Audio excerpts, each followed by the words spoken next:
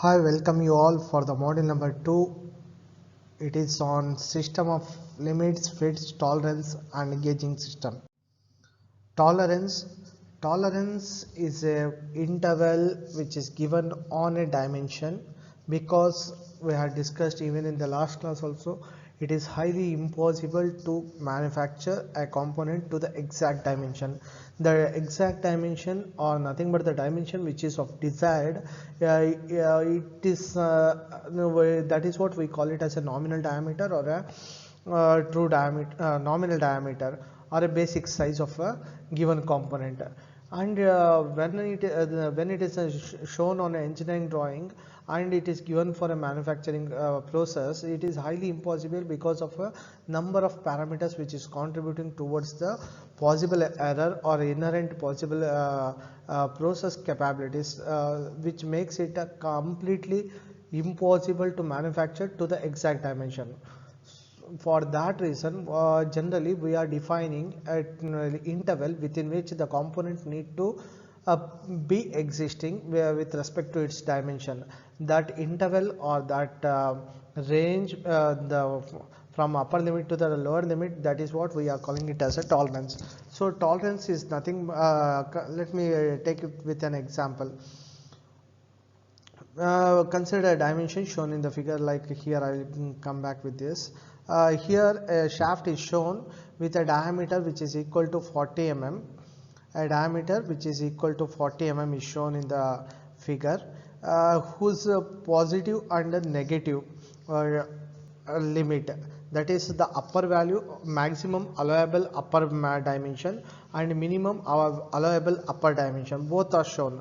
The maximum allowable upper dimension is, let me call it as 40.05 with plus 0.05, whereas in the other case, like in the lower limit, it is a minimum acceptable dimension, that is 39.95. so that is what we call it as a lower limit. Let me go with the tolerance now. The interval or the difference between the upper limit and the lower limit, nothing but the difference from between the maximum acceptable dimension to the minimum acceptable dimension, that is what we can call it as a tolerance. And it is defined between a range. Here let me say, here it is a acceptable range or acceptable interval is 40.05 to 39.95, correct? So that interval is very important. Between that itself, the component which is being manufactured need to lie. In this example, in the current example, the shaft diameter which is being manufactured, that should possess the diameter which lies between the range of 40.05 to 39.95, then only the shaft is acceptable. If it lies outside, if it is going to be outside this diameter, okay, then the component is rejected. That is how the, and that is why the tolerance is required. And one is the manufacturing incapability to exactly process the produce the same dimension. For that reason we are defining the tolerance. And the incapability, it is not only because the process is not incapable, it is not like that. There are many parameters which is contributing to be towards that. And then as I mentioned, it is impossible to make to an anything to an exact size. So it is highly essential to allow a definite tolerance or permissible variation on a very specified dimension due to inevitability of human beings and machines. Machines, either it may be a machine tools or even the cutting tools also contributes towards it. The other important thing is the tolerance. So based on that, let us define the tolerance now. Tolerance can be defined as the magnitude of permissible variation of a dimension. So in the example we have seen, the 40.05 is the maximum permissible variation or maximum deviation with respect to its basic size, because the desired shaft diameter is of 40 mm. but the maximum diameter, if it goes up to 40.05, then it is acceptable. So similarly, if the minimum acceptable limit is 39.95, then it is acceptable. That's how the magnitude of permissible variation of a dimension is being defined. So other measured or controlled criterion from the specified value, other measured or controlled criterion from the specified value. Let us go with the significance of tolerance. Why it is required? There are many more industrial application, industrial significance is existing with respect to the tolerance. Even the metrological concepts, variation in the properties of material being machined, that introduces errors. Variation in the properties of materials being machined, I am reading it once again, please listen it carefully. Variation in the properties of material, because let me say I want to machine, I want to turn the simple mild steel, then the property of that mild steel is much different if I want to go with the same turning operation with the aluminum. Again, if I want to go with the turning operation with another hard material, let me say like it is a brass, so or a bronze. So the property, when I am saying the different material, it possesses different properties, and each property of a material contributes towards the variation in its size during the machining, and it causes some errors.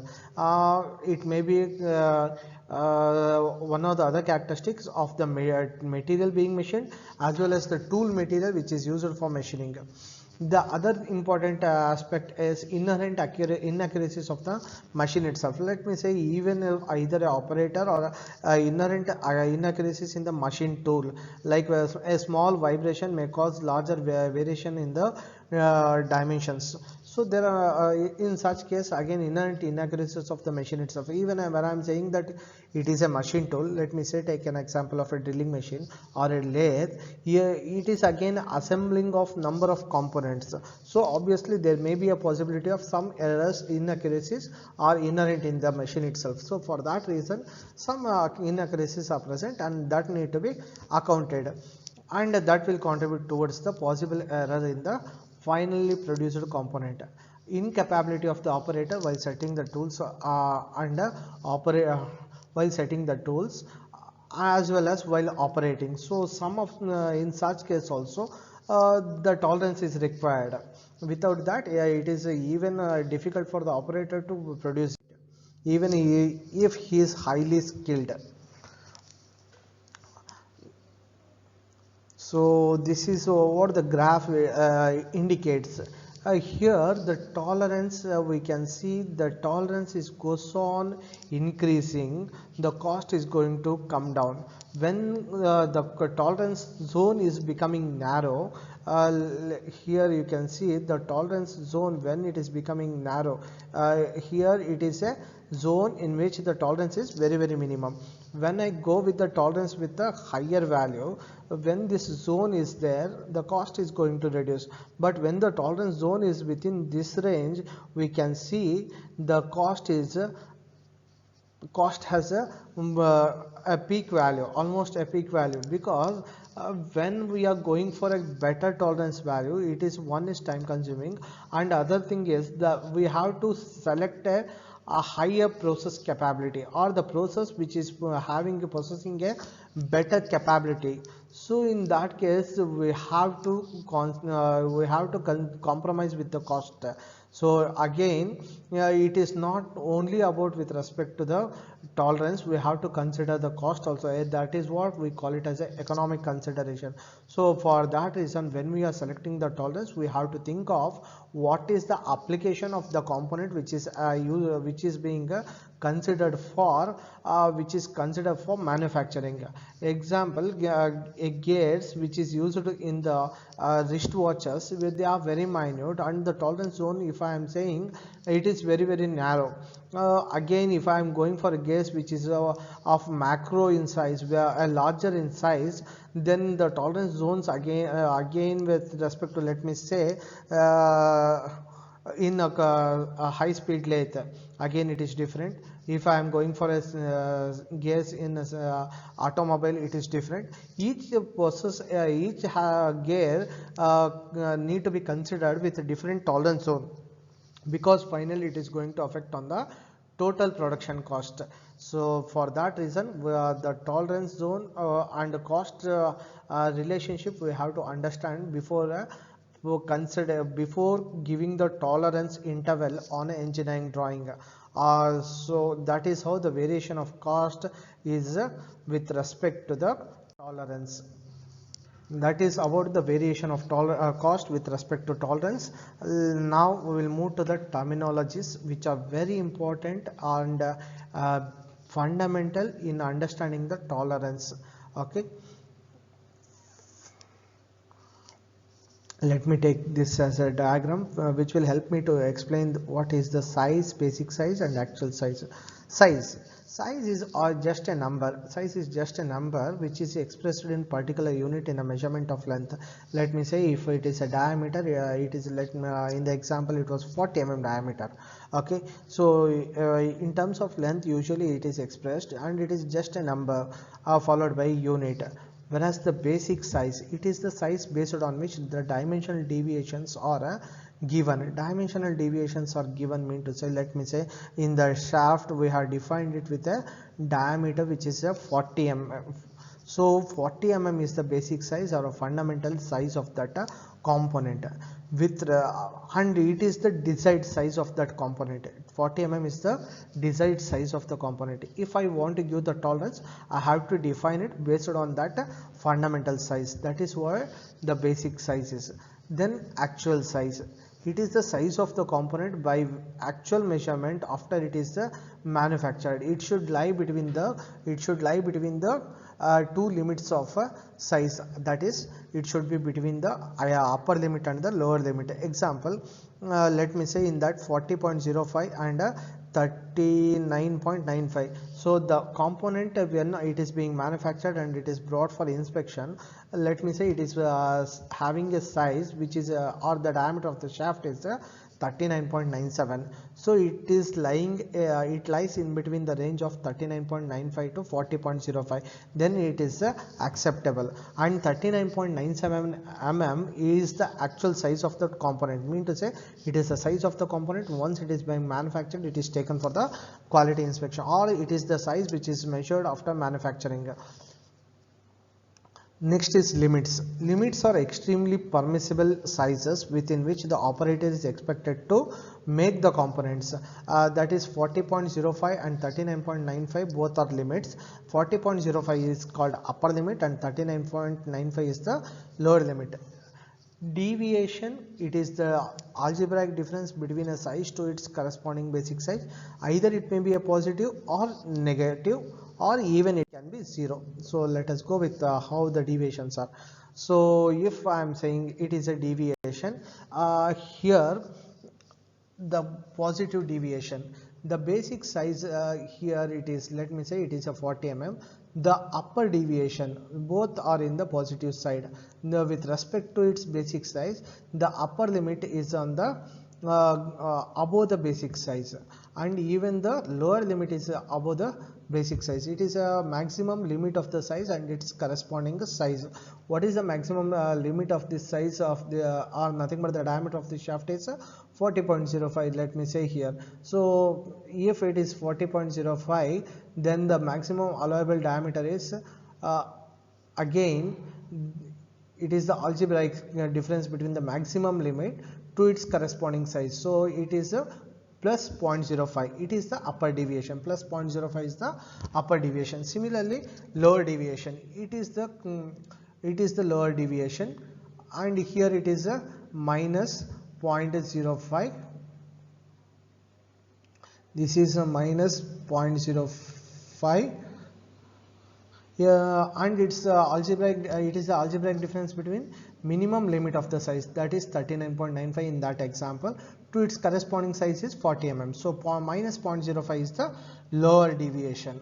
Okay, that is how we need to understand the deviation. What is the fundamental deviation then? Fundamental deviation is the deviation, either the upper or lower deviation, which is the nearest one to 0 line for either a hole or a shaft. It fixes the position of the tolerance zone in relation to the 0 line. Yeah, and it is very important to define the limits also. Fundamental deviation, I will read it once again, please listen to it carefully. It is the deviation, either the upper or lower deviation, which is nearest to the zero line, which is nearest to the zero line. Zero line is defined based on the required dimension, based on the fundamental required dimension. That is what the fundamental deviation is. And it fixes the position of the tolerance zone in relation to the zero line.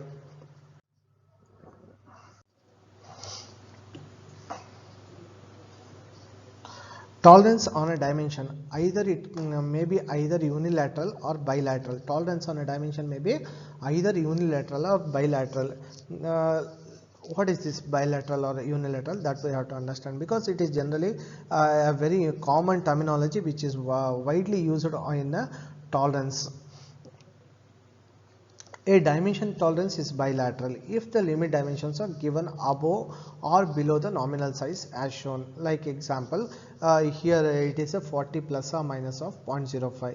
So upper deviation with respect to its zero line, nothing but its basic dimension is 40 plus 0.05.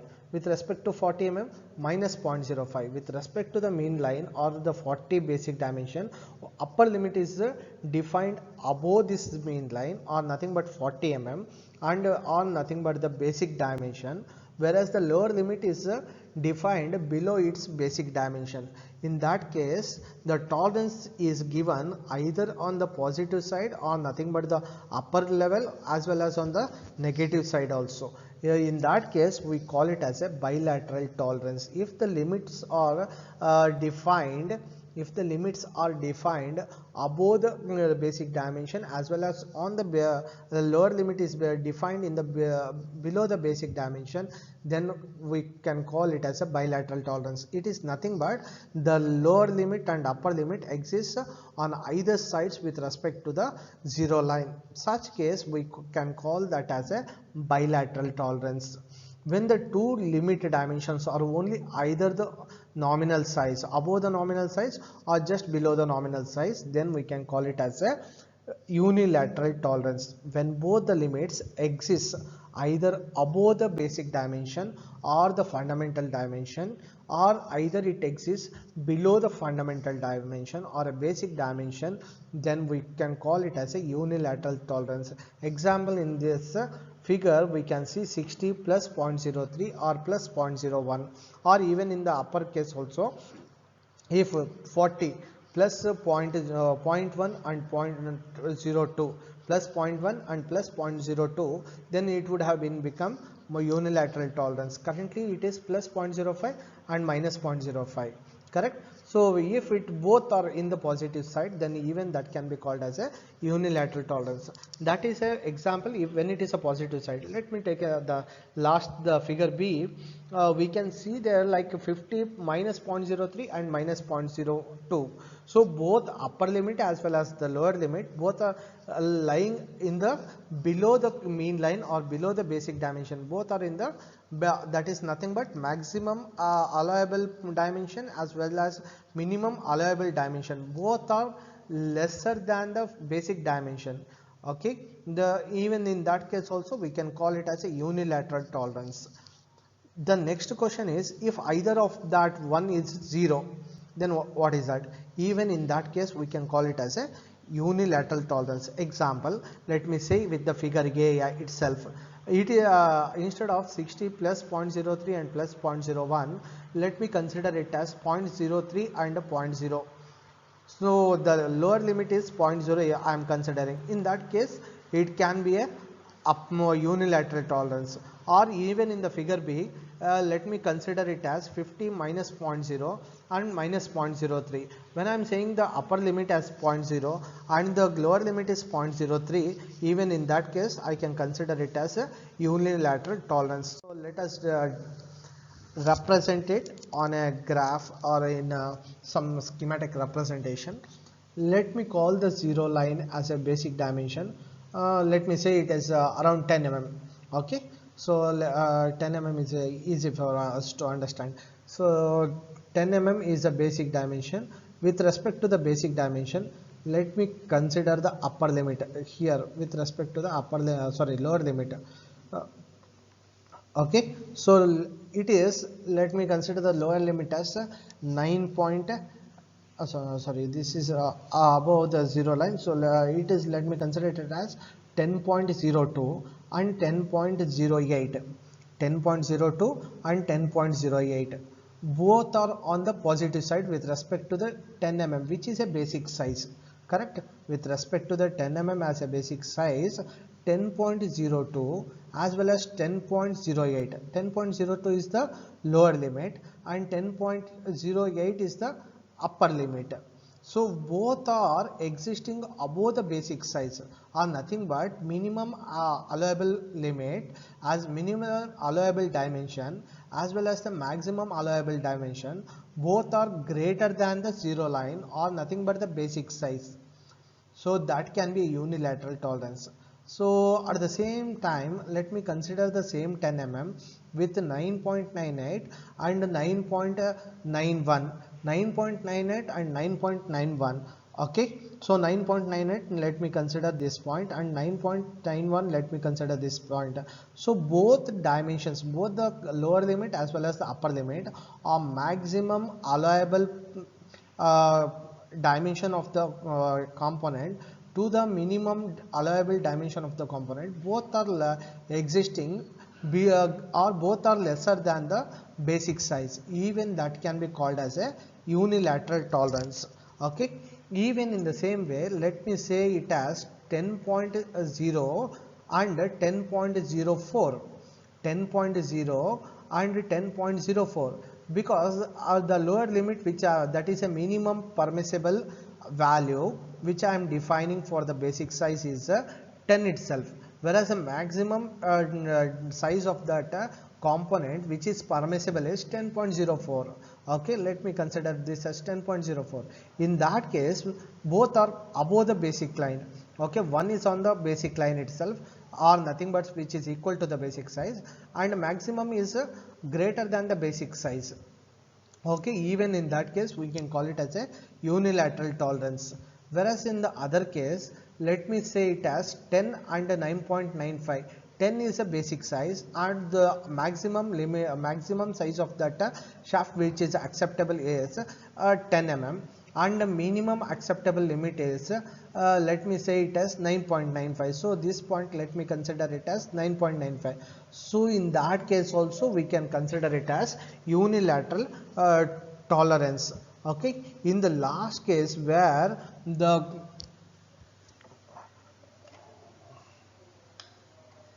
bilateral tolerance mean to say, let me say it is one is 9.95, the below one is 9.95 and above one is 10.08. the maximum allowable diameter of the shaft is 10.08 and minimum allowable diameter is 9.95. okay, so in that case, one is lying above the basic size or the upper limit is greater than the basic size, and the lower limit is lesser than the basic size. in that case we can call it as a bilateral tolerance. Okay, so specifying tolerances in an assembly, we will discuss it regarding the specifying tolerances in assembly in the next class. Okay, thank you for the patient listening. Again, I have used many internet sources as well as referred textbooks for preparing this teaching material. Thank you all for patient listening, and I acknowledge all such sources which has been used for preparing this video. Thank you.